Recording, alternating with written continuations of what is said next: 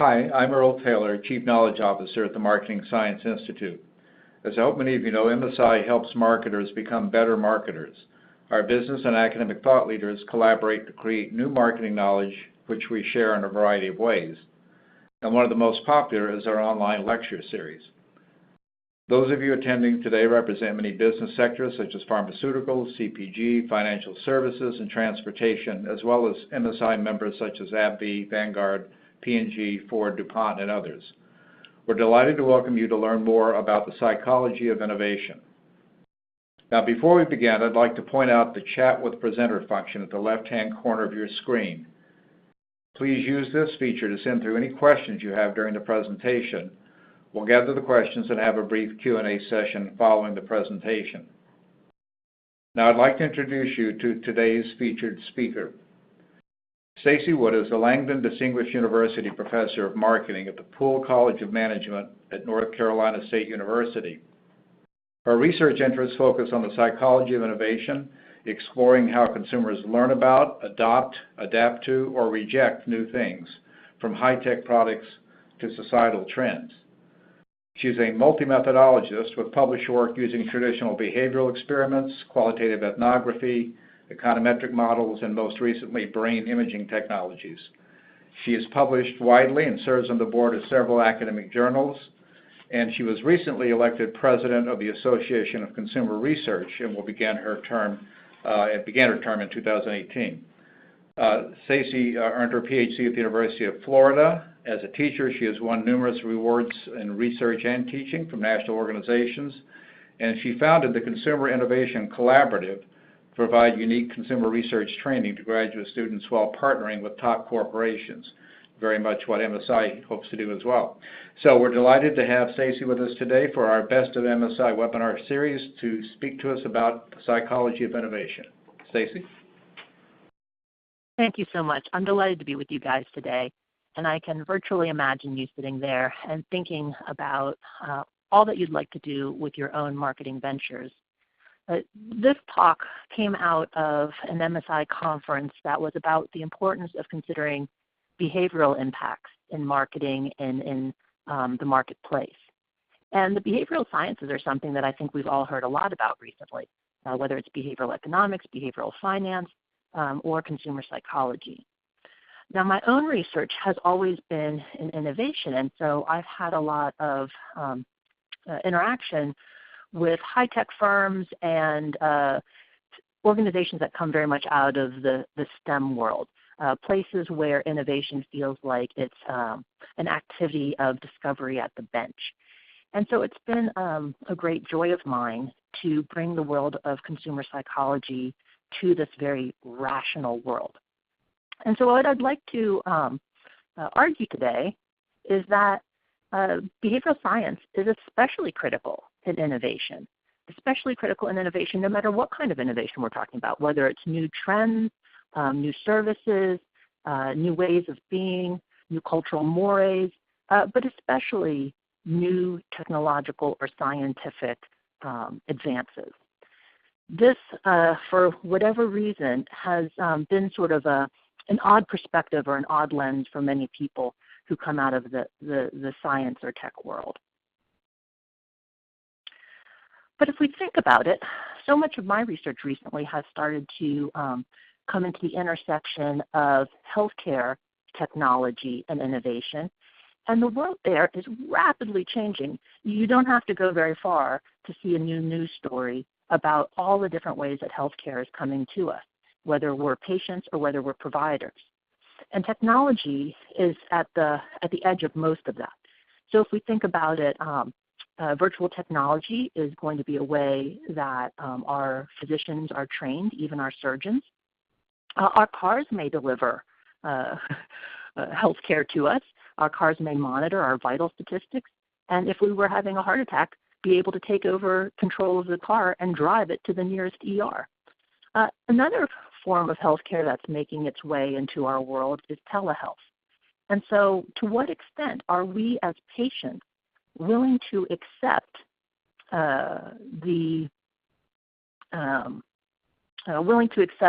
the kind of the bizarre nature of having our ills diagnosed to by somebody who is seeing us only through a video screen or even by an avatar.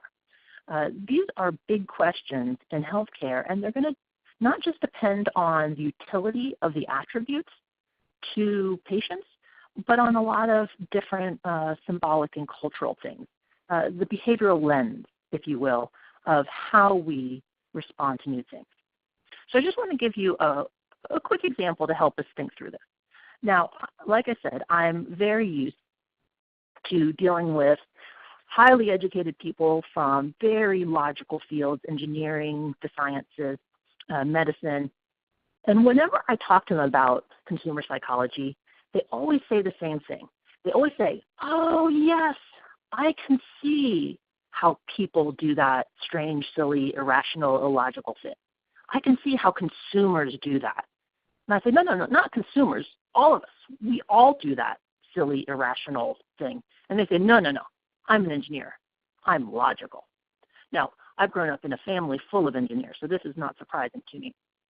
And it also means that I have the way to solve this problem, which is empirical evidence. So I do a little survey, a little data generation, if you will, every time I teach a new class, especially when I teach a class of people who aren't coming traditionally out of the marketplace. So recently, in teaching a class that included doctors, senior hospital administrators, nursing professionals, healthcare IT folks, I sent them out a pre-course survey online. And I said, it's just, to amuse me, answer the following question. And so I asked them this. I said, imagine that you are going to a dinner at a good friend's house. Now, it's just you guys, it's a casual dinner, and on your way over, your friend calls you up and says to you, I've forgotten to get a jar of artichoke hearts that I need for my menu. Could you possibly stop by the store and pick one up? And you say, sure. So you go to the store, and not knowing much about artichoke hearts, you look at 3 unfamiliar brands on the shelf. There's the Polar brand for $1.79, the Reese brand for $2.69, and the DeLallo brand for $3.49. And you look at these, and you make your choice, and you go home. Now, my class, this survey of smart people, they make their choice. And what I am not surprised to see is if we look at the choice share, the majority choose that middle option. Now, this is a decision heuristic known as the compromise effect. It is our human tendency to favor middle options. When given an array of choices, the middle looks especially good to us. And while it is a decision heuristic and therefore can be viewed as some sort of irrational lens or certainly a choice-independent lens, it is no more than our intuition of the normal distribution. It's our sense that when we look at a bell curve, we know that middle answers are normal and the ends are freakish, right? Like the middle is normal, the ends are freakish. And so therefore, when we're offered an array, the middle seems particularly good. In this case, the middle option seemed like a good trade-off for quality and price. It wasn't the cheapest, it wasn't the most expensive. We are impacted by the compromise effect every day. Now, here's the thing, though. It's like, let's imagine that I am a brand manager for DeLallo, that most expensive jar of artichoke hearts, and I want to change my market share. Now, I know that the compromise effect is working against me. What to do? Well, one simple answer would be to lower the price so that it becomes the middle answer. And that's, squeeze in there between Polar and Reese. Now, that would make us a middle option. However, it also means you're lowering your price and therefore lowering your profit margin. And lowering price in marketing is actually almost never the right answer. So let's think of a different answer. How can we make DeLallo the middle option? Well, one particular way might be to buy a little bit of extra shelf space, get a new designer, and make a niche brand of artichoke hearts. Put on a fancy label, give it a cool name like Matisse, and sell it at an exorbitantly high price of $4.99. Now, DeLallo is that middle option. Now, I want you to see how this choice is going to differ for Delalo now that it's a middle option. So in that online survey I sent to my executive students, half of them saw that array with 3 options, but the other half of the class saw this array with 4 options. And so now Delalo is that middle option. If you recall, what was the choice share for Delalo was 22%. Let's see what happens in this array. In this array, the choice share is 41%. That's huge. If you can change your market share from 22% to 41% without changing anything about the product, that's an amazing thing. This concept alone is something that will stand you in good stead for the rest of your careers. It also works with small children and with family members. But it's that middle option that looks really good. Now, you can see, does it explain 100% of choices? Absolutely not. There's still 4% of the population that says, artichoke hearts, those aren't important. I'm not spending anything on those. And still 8% of the population says, I am going over to a friend's house for dinner. I better buy the best. This is just, compromise effect is just one of many decision heuristics that impact us. But you can really see how it impacts the choices. Now, where is this in our marketplace? Let me give you an example of a mistake that Starbucks made. Starbucks is by far one of the most savvy marketers out there. They don't make a lot of mistakes. But back in 2008, when McDonald's launched their McCafe series and started to compete in the more gourmet coffee space, Starbucks got worried. What if people got used to spending $1 for good coffee at McDonald's? And they thought, well, we could offer a $1 cup of coffee. And so they did this. Now, I want you to look at those 3 sizes. These are the 3 standard sizes, the tall, the venti, and the grande. You can see that the largest size looks big but reasonable, and the smallest size looks, small. They offered a $1 cup of coffee, a short. And what happens, and you can see it, it's a visual illusion, is it not? That when it's 3, that large one looks large but not too large. But when it's 4, that large one looks huge, like it's a Starbucks coffee for people who really, really, really need a lot of caffeine. Either they're medical residents and staying up all night, or they're long-distance truckers and they need to be fresh on the road. That smaller option suddenly makes what was the small option look like a reasonable cup of coffee, and what was the large option before look way too much.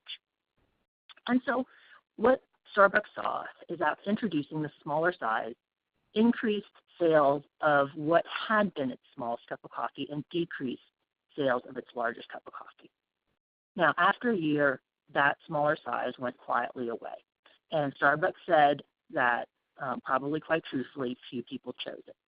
But I suspect that it was the impact that that smaller size had on its other sales that was the real problem.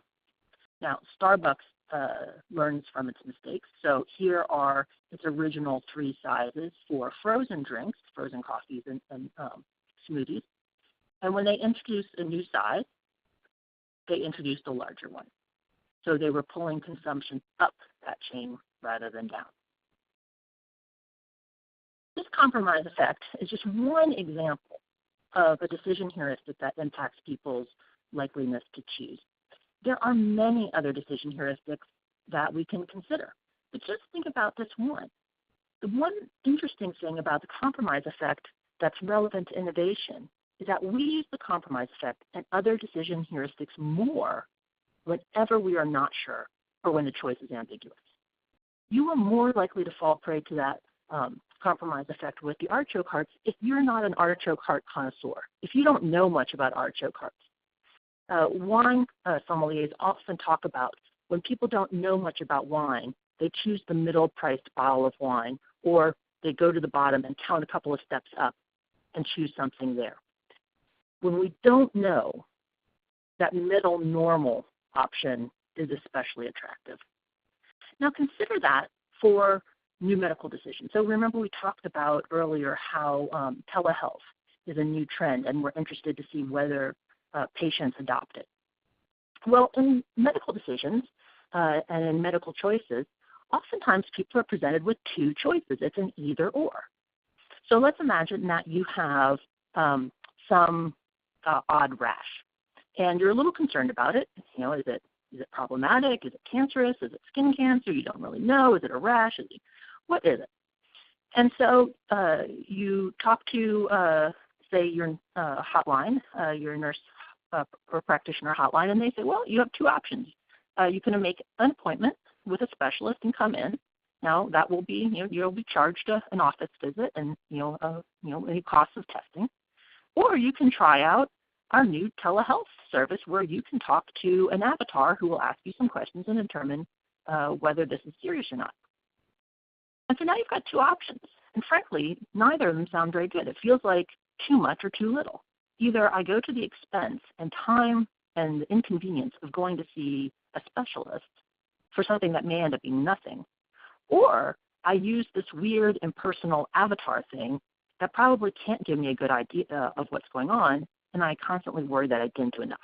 So I either do too much or I don't do enough, either or. Now, in this ambiguous situation, what would feel best would be the middle option. So imagine it was presented instead as you've got this rash.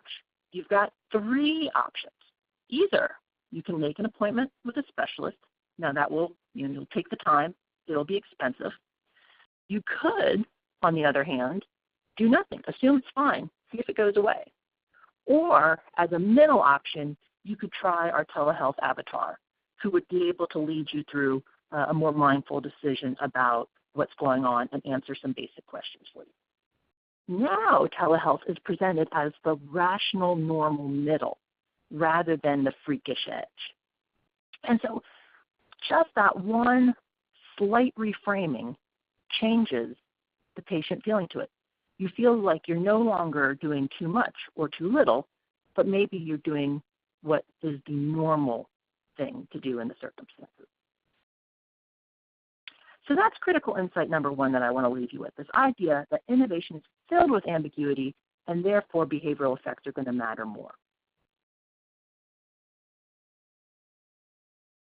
Now, many of us have heard of design thinking that came out of the Stanford School of Design, and is an idea that talks about paying more attention to people and users in the design of innovations. And it is a wonderful schema or lens for looking at innovation. And one of the things that it highlights is this idea that before you even ideate or prototype your new thing, you got to empathize. You have to empathize with the user. Who is the person, the decision maker, the chooser, and what are they going through? What benefits are they getting out of something, and what pain points are they hitting? And what design thinking shows us is critical insight number two, which is that you have to bring all this behavioral input to the beginning of the innovation process. Too often, I talk with companies who now know that they have to pay more attention to consumer psychology and to behavioral influences, but they do it at the prototyping or the testing stage. They say, hey, we've done something new. We want to see how people are going to use it. They didn't start with that. They sort of got to the, hey, we've got something, and now we want to think about users. This is tricky, but it's so important to bring that innovation psychology mindset right to the very forefront of what you're doing and doing it first. But one thing I've noticed is that when we think about design thinking tenets, it doesn't really tell us what to empathize about. Now, what I'd argue, based on our knowledge of behavioral sciences, is that what we need to empathize about is first the kind of normal thing, the basic thing that everyone thinks about when they're thinking about new products and services, which is the logical utility. So what, again, are the basic benefits? What benefits do people accrue from our product or service? And what pain points do they experience? What's good? What's bad? And thinking in a very concrete, specific, attribute-based way about a product. And what we just saw from our compromise effect example is that layered around that, we then have to think about things that may seem sort of tangential, to that logical utility, which are what are the decision heuristics that people are using to judge and frame how they see the logical utility of that good or service. So first we deal with the good or service itself, then we're going to kind of layer out to the cognitive psychology of the decision maker. What kind of heuristics are they using to choose? And trust me, it's a big influence. Right? You really have to be aware of that. And I think that many of us understand that. You see the rise in people looking at things like behavioral economics. But we got to go beyond that. We got to go beyond that, and we have to think one more layer out, which is the sociology of the individual. So we've got the psychology, their cognitive psychology, but now let's think about social psychology. Let's think about anthropology. What's the meaning that surrounds this product or service? Now we've got kind of an onion, right? At the core is the logical utility of the attributes, then the decision heuristics used to understand that choice, and then the culture that gives that choice meaning and importance. So to give you an example of what I'm talking about, I want to tell you about a conversation I had with a friend of mine a while ago. We were walking, and she's diabetic, and she had to do a blood test, and I watched her take out the little needle thing, and honestly, as a person who's more than a bit squeamish about needles, I said to her, oh, that's awful. I'm so sorry you have to do this. And she sort of snorted and said, it's okay. It's not a big deal. And then she snorted again. She goes, I hear Google's coming out with contact lenses. I said, what? And she said that she had heard that Google was trying to develop contact lenses that would measure blood sugar from peers and then communicate it to a smartphone or app. And she said it in a dismissive way, and I couldn't understand it. I thought, oh my goodness, this is amazing. And I said, how wonderful. And she laughed, and she said, not really. Most diabetics I know are very sensitive about their eyes. I said, what do you mean? She goes, there are lots of vision and eye complications with diabetes, and so most of us are told not to wear contact lenses at all, and we definitely don't like poking around with our eyes. She goes, I have a very big fear of losing my vision. And so here's a kind of a cultural response to what sounded like a really logical utility of this new device. And I wondered if this were just her point of view, if this was more widely shared. So I did a little online searching, and I found this article, and then, frankly, a number of others, message boards, it was all over the place. But I thought this person's take on it was particularly articulate. And it said, for example, why would they, Google, ignore the fact that as a diabetes patient, it is generally recommended that I not wear contact lenses? Yes, I understand that there are many different opinions about this, but it's generally thought of as smart to not wear contact lenses, as they always carry the risk of increased complications for diabetics. Now, on top of that, if you have astigmatism like I do, then contacts are less of an option. Now, this author went on to say that he really appreciated the fact that Google was caring about pain points for diabetes patients, but he went on to say, this is tone deaf. And yet I cannot get over what seems to me a tone-deaf approach by Google scientists. It also highlights Google's fundamental challenge. It fails to think about people as people, instead treats them as an academic or an engineering problem. Instead of trying to understand the needs of actual people, they emerge with an elegant technological solution. And so here, I think, is this idea of culture. Now, I don't think the contact lenses ended up being kind of as of yet, they have not been a successful venture, and I was curious to see that not too long ago there was a little story in my news feed about Google planning to use AI to help the blind. And I thought, Google has moved from diabetics to the blind. I hope they are actually talking to people who suffer from blindness in order to get insights into this, because this is what we're talking about. We have critical insight number 3, to consider behavioral as both the micro-choice heuristics, the cognitive psychology, and the more macro-cultural influences, the anthropology or sociology of our choices. And so when we're thinking about psychology, let's think about both individual and more cultural influences. Now, I want to talk about this through the specific lens of my own recent research.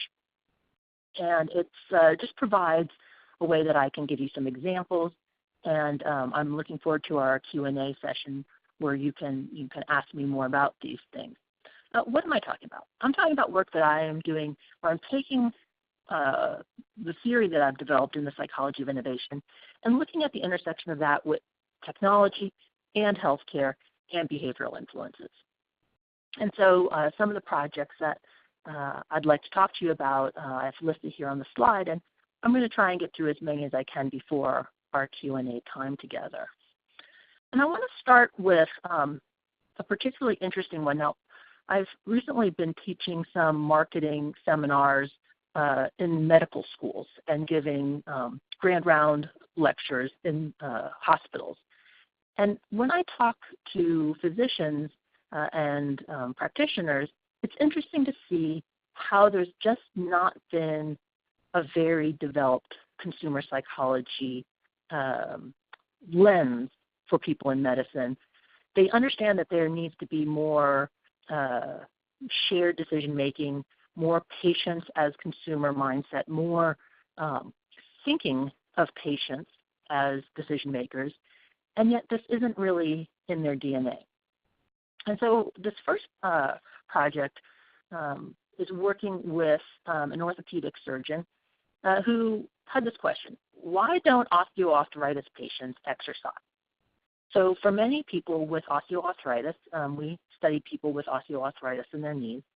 Why don't they exercise? It can save them from surgery. It can alleviate their pain. It's really just a very, very, very important thing to do. And he was telling me about some of the interventions that they were trying to design to get osteoarthritis patients to be compliant with their physician's calls to exercise. And this was true of a larger framework of how do you get people to do what is prescribed to them. And so as he was telling me about these interventions, he was telling me about a few, and I said, oh, that sounds very good. And he said, oh, well, it only worked for like 15% of the people they tried it on. I was like, well, were those the only 15% that had that problem? And it struck me that what's happening is that in medicine, there's this concept of finding the one true solution. And however, as marketers, this is not the way we think. Like, you wouldn't walk into a grocery store and go to the cereal aisle and expect to see one type of cereal there. Like there's one best cereal that everyone will buy. No, there's dozens and dozens of choices because people have dozens and dozens of things they want from their cereal. We have everything from Lucky Charms to organic granola. And we don't just have organic granola, we also have organic, protein-rich, gluten-free granola. I mean, there's so many different varieties of cereal because there are so many different varieties of challenges that people are trying to solve with breakfast cereal. And so we started working on this idea to say, okay, let's look specifically at this one problem and let's try and figure out how many different issues or challenges are keeping people from exercising and what size of the population has that problem. So in essence, applying a market segmentation lens to patient adherence. And what we found out is that you can very clearly see that there, again, this is specifically for exercise and osteoarthritis, there's basically 4 different reasons why people aren't exercising, 4 different sort of types of people. And importantly, we did that clustering market segmentation analysis of psychographic, behavioral elements of the patients, not demographics. So we didn't look for, we did look to see if the segments differed by demographics. Was one group older, younger, more female, more male, different, whatever. And what we found is that no, demographics did not explain it, but there were these psychographic reasons why people didn't exercise, and it came out to 4 different reasons that we then could easily match up to 4 different interventions. And we could also show the size of those segments so that we could predict a successful launch of any one of those interventions could at max hope to reach, so many people. Now, again, this is a relatively new and unusual lens for people in healthcare, is to think of this idea of consumer psychology being about market segmentation as a potential tool. Let me tell you about a very different project, because some people would say, okay, this is just, that one on segmentation is just about, in essence, trying to get more persuasive on different interventions, and that is true. But it really goes beyond branding and beyond implementation to real outcomes for patients. So another project that I'm working on now is very close to my heart. About almost 2 years ago now, I lost one of my closest friends to breast cancer. And toward the end, I was driving about 4 hours to go visit her frequently. And on one of my trips, I was driving down and I called her when I was about 45 minutes away just to tell her when I would show up. And I said, just to let you know, I'm about 45 minutes away. And she said, okay, just to let you know, I called in hospice today. And she said it in this really sort of defensive, quick way. It definitely startled me. I hadn't realized we were there yet, but I said, okay, great. And she said, they're delivering a hospital bed tonight. And I was like, I will help you set it up. So I went on to her house, and the bed was delivered, and we set it up. And we set up that bed, and she gave me the letters that she had written to her 11-year-old daughter and asked me to proofread them and make sure they weren't too maudlin. And I just helped my friend prepare for a very different stage of her experience. And so at the end of our time together, she said, thanks for not arguing with me. And I said, for not arguing about what? And she said, when I told other people that I had called in hospice, I got a lot of pushback. People said to me, you're just so strong. Keep fighting. And that boggled me until I talked with an incredibly smart doctor and researcher, Kevin Schulman, and he said, it's interesting because it's very different in cancer. It's very different in cardiology. Oftentimes, he said he would hear of patients who would be told about things that they could do to extend their life, and they would say, well, honestly, I've had a good run. Whereas in oncology, there's this just sort of mentality of just keeping fighting to the bitter end, even though a lot of the treatments for cancer are just brutal. And so he was amazed that cancer patients often choose much more aggressive care at end of life than cardiology patients. And we wondered why this is. And as we talked, we realized that there are very distinct language schemas around these two diseases. The language schemas around cancer are the language of heroism. It's the language of battle. We battle cancer. We fight cancer. We're cancer warriors. And if you look at anything that talks about cancer, especially breast cancer, warriors in pink, it's all about fighting, and it's about this heroism. For heart disease, it's very different. It's kind of like this risk-averse stoicism. Take care, be careful, love your heart, be gentle. The language is much more stoic. And so what happens when you talk about these two disease states and two groups of patients in terms that are either heroic or stoic? And what we are finding in our research is that these heroic language schemas cause people to feel like they've got to keep fighting. In fact, you might remember that Stuart Scott, who was an ESPN commentator, gave a very powerful speech toward the end of his life where he said, don't say I lost my fight, because he felt like that focused on being a loser. And doctors, too, often talk about how hard it is because there's this sense that people didn't fight hard enough if they die of cancer. So these language schemas we use to promote diseases and disease, some of them are promoting good things like contributing to cancer research, helping people with walks and charity runs, and supporting people while they have the disease. I think that when you first are diagnosed or when you're raising money for these diseases, that heroism language is really powerful. But it's a double-edged sword, because at end of life, there is suddenly a dissonance that comes from having to switch away from that language, or trying to frame the end of your life still in the terms of battle. So this psychology, this culture, has a big impact on how people choose end-of-life care.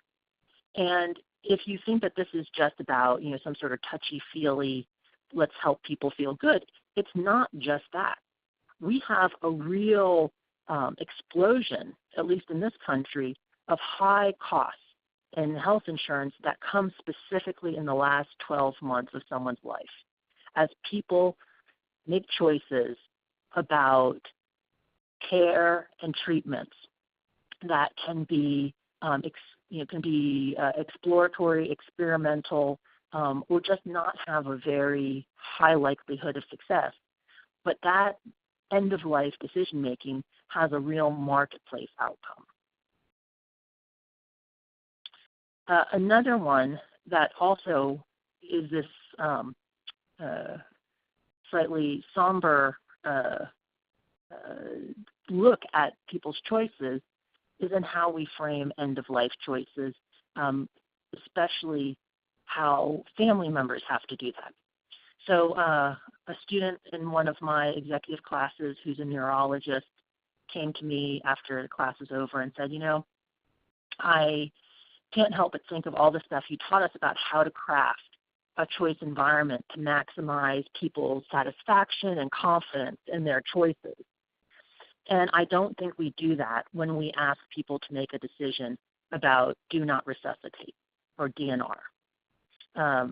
We actually, I think, are maybe doing some things wrong. And so he told me about how he's a neurologist in the ER, and so he deals with people who come in with strokes. And if someone's had a catastrophic stroke, the conversation that is had with their loved ones and their family members is whether or not to sign a do not resuscitate order, and to make choices about the lengths they will go to keep that person breathing and alive, whether or not they have a chance to regain consciousness. And as he told me about the way those choices are made, they're just absolutely awful. There aren't standards. There aren't close following of recommended best practices. They tend to happen in sort of a haphazard measure. They're sort of kicked off to whoever is considered the best person with people. They're often done at the end of the day because that's when doctors and nurses are coming off their shifts and have time to sit down and talk with families. At the end of the day, when those same families have low blood sugar, are tired, are worn out, they're often done in inviting all the family members in, so that it ends up being not an individual decision, but a group decision with a lot of people who have differing incentives and relationships with the patient. There's so many things that are wrong. One of the most critical things that is wrong is that, just as we talked about, circling back to the beginning of our lecture, is that the compromise effect is in there. They give people two choices: sign it or don't sign it. And DNR symbolically comes to mean for people, pull the plug. That terrible cultural language sounds like either try hard or don't try. Give it your all or pull the plug. That choice feels that dichotomous to people. And so we're looking at things about how you can make a range of choices so you give people a confident middle ground where they feel like they're being reasonable. How we can do different things to help people make choices where they feel informed, and where the practitioners, the clinicians, can feel like they're really giving their best expert advice. This, again, is a complicated situation. We can't just look at the utility. We have to look at the utility. We have to look at the heuristics that surround their choice, and then the cultural meaning that people assign to that choice. Now, we've come to the time for questions and answers, so I just want to end by giving you two things. First, thank you for your attention, but also I want to give you a link here for my Consumer Innovation Collaborative, if you would like more information about that. But importantly, I was recently a curator for the Journal of Consumer Research's Psychology of Innovation Curation. This is a series of 3 academic articles that all link very importantly in our field about the psychology of innovation. And I hope if you found this interesting that you will go to that Psychology of Innovation Curation and read more. Thanks very much, Stacy. That was great, very compelling, and I'm glad you mentioned that additional resource that the audience can check out. I suspect many will want to do that. I do want to credit one member of our audience who had a thought as you were describing the difference between patients' and doctors' approaches to cancer and heart disease. Part of that language scheme that you talked about of cancer is fighting off the invasive nature of cancer. It's something that seems to come from somewhere, maybe caused by environmental conditions, and invades the body and can be fought back, whereas the heart, being part of the body, is something you want to take care of and kind of protect. So it's probably, there may be a natural tendency to use those different languages, but I think you made a very strong case that they really box in our decision making and how we even frame the questions that we put to patients in that context. So it's very good insight. I wanted to ask you you really took us on a very interesting journey from artichokes to heart attacks, as it were, kind of run the gamut in terms of the seriousness of the decisions being made. But I'm sure some people have heard the term heuristics, but maybe if you can elaborate on that a little bit, because one way of thinking about it is a heuristic is sort of a good enough answer. And I wonder if more broadly in innovation, that itself is the barrier to the consumer adoption of a new approach. A good enough workaround ad hoc solution to a problem may actually deter them from adopting a more technologically better approach. And just your thoughts in general, because I suspect a lot of members in the audience have faced that situation in their own trying to develop new products. Mm-hmm. Yeah, so the way I would define a decision heuristic is my favorite analogy is it's a shortcut. You got to get from point A to point B. You got to make a decision, and the heuristic is a shortcut. It helps you choose fast. So a common decision heuristic that we've all experienced is price, the price quality heuristic, right? Like that, as quality goes up, so does price. So if I'm looking at an array of wines and I don't know much about wine and I want to choose a good one, I choose an expensive one.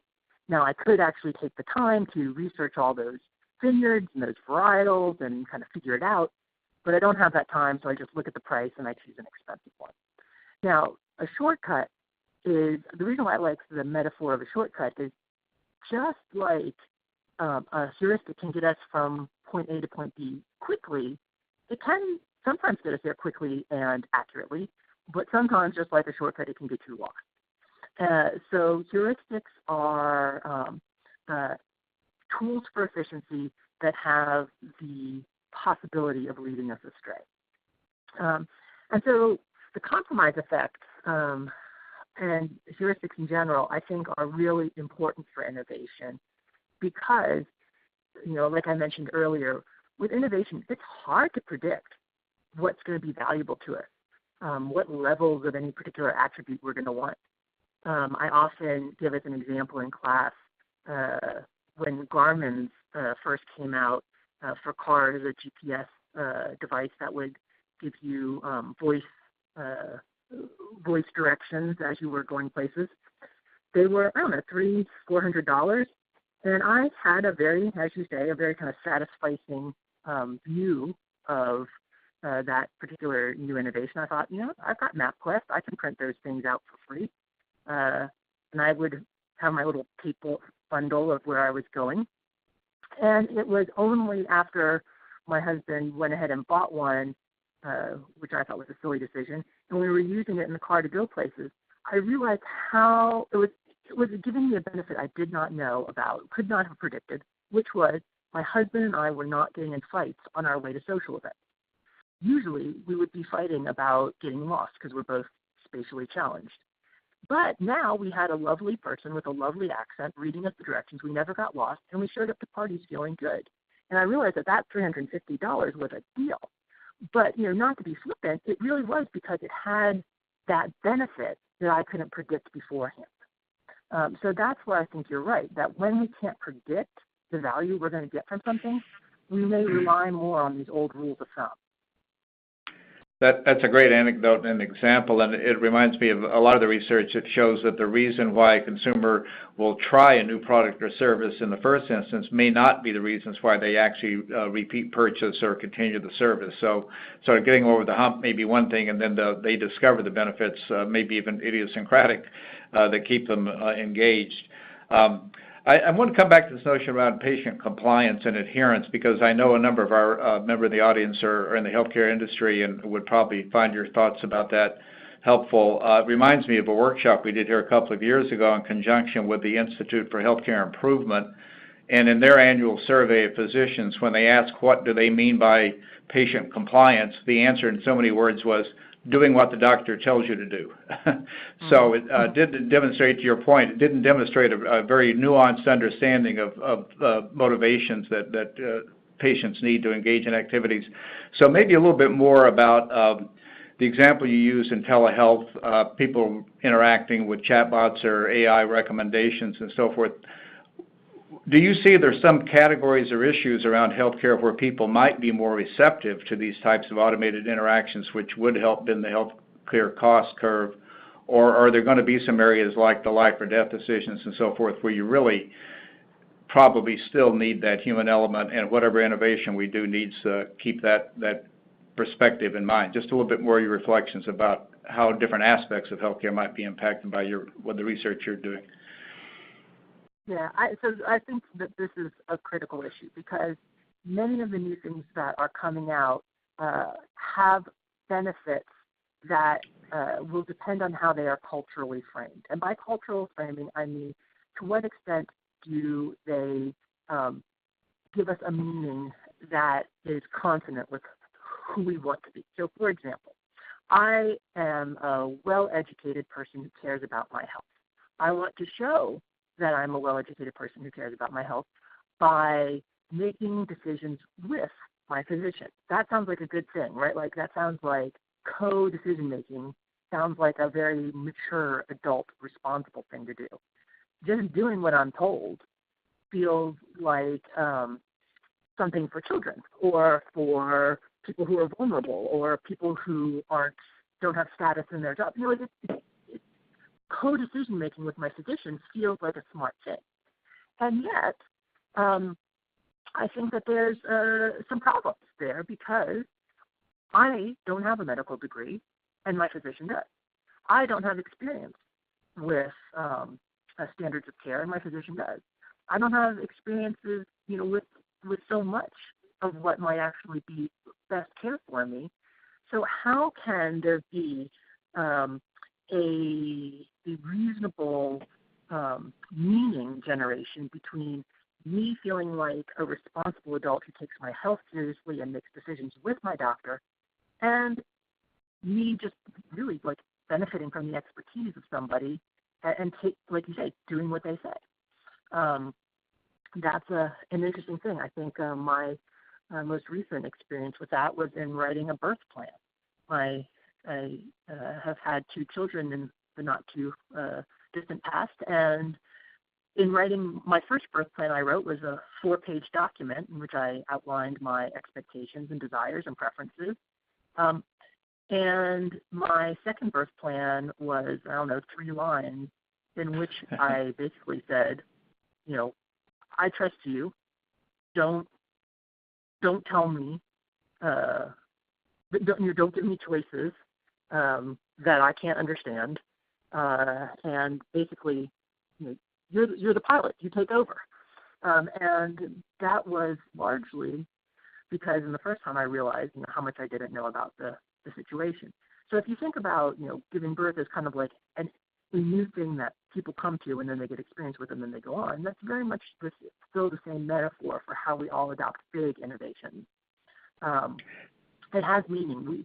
I want to use telehealth if I want to show that I'm digitally savvy, but I also kind of have a basic core belief that medical care still means care, and care comes from a warm person, not a cold computer. So that says that anyone doing telehealth has to understand that one thing they might really need to do is find a way to deliver warmth through that medium, not because it's kind of necessary to the utility of care, but because it's necessary to the utility of someone's meaning. Yeah, that's an interesting example because I think it illustrates your point about, the one variety of breakfast cereal or something. There's probably more than one way to achieve that outcome, that sense of the warmth being conveyed. If we automatically assume it means literally hands-on with a physician or a nurse or something, then that's going to be very expensive. There may be ways that, especially more technologically comfortable patients will begin to adopt. But you still need to convey that sense of both authority and warmth, it sounds like, in a healthcare context. Good point about that. I want to come back to something you said at the very beginning, which I actually wrote down. It struck me very interesting. You said lowering the price in marketing is almost always not the right answer. And you were using the artichoke example at the time. And I think, again, given that most of our audience are probably marketers or work with marketers, there probably is that default assumption that if the product's not moving, it must be the price, because that's the one thing we can measure, we can change, we can compare to the other prices of products or services in the marketplace. It seems to be the most tangible, real thing that we have, and it's probably the easiest thing we can fix in the short term anyway. Maybe just some more reflections about what are some of the other considerations of value in a broader sense that consumers, when they make those decisions, bring to bear. It's not just about price, and I think your observation that it's almost always the wrong move is a very good sort of heads up for a lot of folks in the audience. So a little bit more about that, perhaps. Yeah, well, absolutely, and frankly, it could be the subject of its own talk. It's a pretty rich concept, but quickly, yes. I will say that this comes out of 20 plus years of experience with consulting and research and scholarship. We, as marketers, have heuristics, just like consumers do, shortcuts. Something's going wrong. We could take the time to figure out what exactly is going wrong, but we take a shortcut. And one of the shortcuts, like you say, is lowering the price. We have that kind of like very basic supply-demand thinking. And lowering the price can work, but frankly, you can lower the price and sell less of something. There's many good examples of that based primarily on the price-quality heuristic. People want things to be good quality, and sometimes when you lower the price, you are sending a signal that the quality is low. So you ask people, let's imagine you wanted to buy a bottle of aspirin and you went to the store and you saw a basket full of aspirin, on discount being sold for 25 cents a bottle. Would you buy it? Or would you think, what's wrong with that? And so lowering the price creates many downstream problems in terms of signaling. And another thing that lowering the price does is it's not really looking specifically at what the pain point is. To what extent is the pain point really that people can't pay for it? No, I'm not saying that can't be a real pain point. But I also find that a lot of consumers say that they can't pay for it when what they really mean is I don't want to pay for it and I'm not going to tell you a different answer. So that can happen for one of two reasons. One is when it's in B2B marketing, clients often say I can't pay for that because they want the price to come down and they're just being strategic. For consumers, though, saying they can't pay for it is a very logical answer. So, for example, when I did some early qualitative research for that osteoarthritis project, we asked physicians and surgeons, what reasons were patients giving for not exercising? And one of the things they mentioned the most was it's too expensive. I can't pay for a gym membership. I can't pay for the sneakers. I can't, or I don't have the time. I'm a busy person. And what was interesting is that when we then went on and did survey research that was confidential, that was not a very common response, because I think what's happening is that if you're not exercising because of some kind of silly reason, like it makes you feel old or it makes you feel foolish, and then your physician says to you, why aren't you exercising? You don't want to give that silly reason. So you think of a smart kind of reason that no one can fight with, which is, we couldn't pay for it. It's too expensive. And that's just a really easy reason to give. And so I think many times consumers of all kinds, decision makers of all kinds, report price as the problem when it's not actually the problem. Yeah, that's a great caution note for a lot of the folks in the audience, I'm sure, that do their own hands-on research, and that is the social desirability of the response. And I suspect, in fact, in the artichoke example you gave, that buying the middle option was the safe option precisely because you were buying for someone else. I'm a cheapskate. I would have gone for the cheap one, but I'm not going to inflict a cheap choice on my friend. So not knowing one way or the other, I'll stick to the middle. I think that was a great example. And I loved your point just now, too, that jumping to pricing as the challenge or the pain point is itself a heuristic on the part of the researchers. It's a shortcut. It short-circuits our more critical thinking about the subject. So that, I think, again, is a great cautionary note. With that, I think we're just about out of time, but I wanted to remind again the audience that if you have additional questions about the presentation itself, Stacy will be glad to hear from you and answer those questions. We appreciate those of you who sent in questions during the Q&A session here. I want to especially thank Stacy again for repeating a version of a talk she gave earlier that was a big hit and was the reason for inviting her back for this Best of MSI webinar. And I want to remind the audience that since 1961, nonprofit MSI has brought together the best minds in marketing from major corporations and top business schools around the world to improve business practice by applying science to marketing's biggest challenges. So thanks again, Stacy, and the audience, and we'll hope to see you at our next MSI webinar. Thank you.